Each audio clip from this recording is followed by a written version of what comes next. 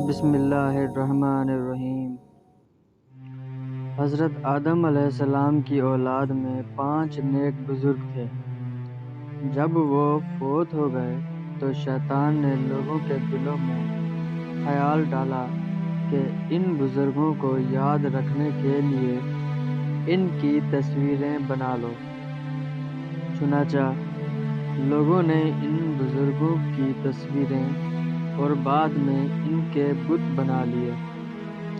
بعد میں آنے والے لوگوں نے شیطان کے بہکانے پر ان بتوں سے دعا مانگنا شروع کر دی۔ اس طرح دنیا میں بتوں کی پوجا شروع ہو گئی۔ لوگ اللہ سبحانہ و تعالیٰ کے ساتھ شرک کرنے لگے۔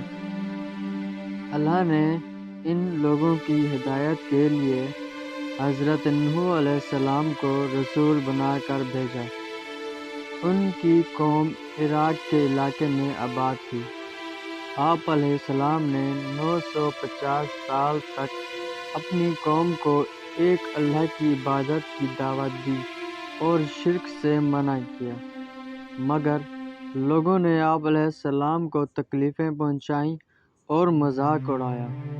حضرت نوح علیہ السلام نے ان کے مسلسل انکار کرنے پر اللہ سے ان پر عذاب بھیجنے کی دعا کی۔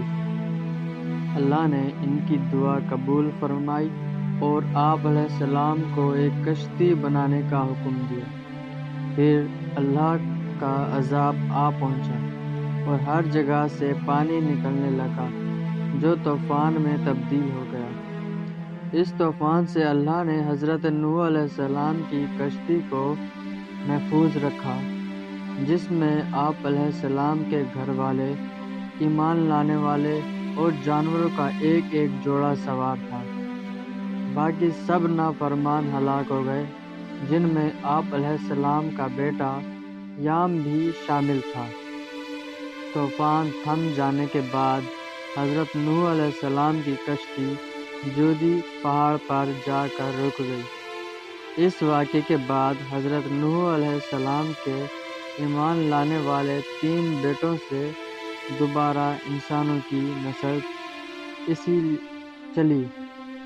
اسی لیے آپ کو آدم ثانی بھی کہا جاتا ہے۔